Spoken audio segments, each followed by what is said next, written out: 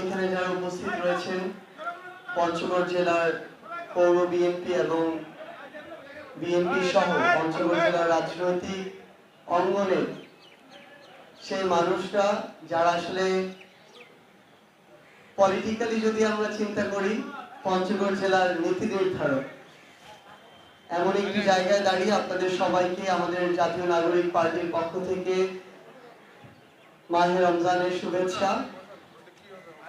আপনাদের কাছে বিশেষ একাধিক অনুরোধ রয়েছে।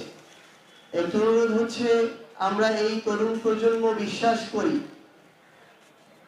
যদি আমরা আমাদের এই জেলা পঞ্চগড়কে এগিয়ে নিয়ে যেতে চাই, তাহলে আজকে যেমন সৌহার্দ্যপূর্ণ পারস্পরিক শ্রদ্ধাবোধ পূর্ণ একটি সম্পর্কের ভিত্তিতে আমরা এখানে উপস্থিত হয়েছি, এটা এই জায়গা থেকে শুরু করে প্রত্যেকটি জায়গায় বিরাজমান থাকতে হবে।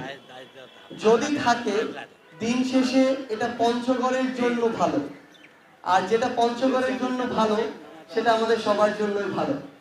আমাদের মধ্যে রাজনৈতিক দলের যেমন ভিন্নতা রয়েছে, সে অনুযায়ী মত পার্থক্য থাকবে আমাদের কথায়, কার্যক্রমে, কিন্তু এটা নতুন এমন এক জেনারেশনের বাংলাদেশ, যেই জেনারেশন এখন প্রতিবাদের বিরুদ্ধে যে কোনো সময় দাঁড়িয়ে যেতে পারে।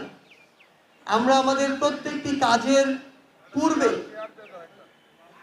খুনি শেখ হাসিনা তার বিগত 16 বছরের কার্যক্রম, আপনাদের আমাদের সাথে হওয়া অত্যাচার, নির্যাতন এবং সবশেষে এগুলোর পরিণতি, এগুলো যেন আমরা সব সময় আমাদের ভিতরে রাখি, আমাদের মনের মধ্যে এগুলো যেন থাকে। কারণ এগুলো যেমন আমাদেরকে সঠিক পথের দিকে নিয়ে যাবে, তেমনি এই তরুণ প্রজন্মের যে একটা মন থেকে প্রাণ থেকে চাওয়া নতুন একটা ডিমান্ড, সেটা আমাদের মাথায় থাকবে। আমরা চাই যে এই পঞ্চগড় বাংলাদেশের একদম প্রত্যন্ত পিছিয়ে পড়া যে কয়েকটি জেলা, তার মধ্যে একটি। আমরা যদি ঐক্যবদ্ধভাবে এই ফোরাম কাজ করতে পারি, তাহলে এই পঞ্চগড়কে আগামী কয়েক বছরের মধ্যে বাংলাদেশের সমৃদ্ধ একটি জেলায় আমরা পরিণত করতে পারবো, এবং আমাদের মধ্যে সেই শ্রদ্ধাবোধের সম্পর্কটুকু যেন সবসময় থাকে। আমরা যদি একজন আরেকজনের প্রতিযোগী না হয়ে প্রতিপক্ষ হয়ে যাই, তাহলে ক্ষতিটা যেমন আমাদের আন্তদলীয় হবে, ক্ষতিটা পঞ্চগড় জেলারও হবে।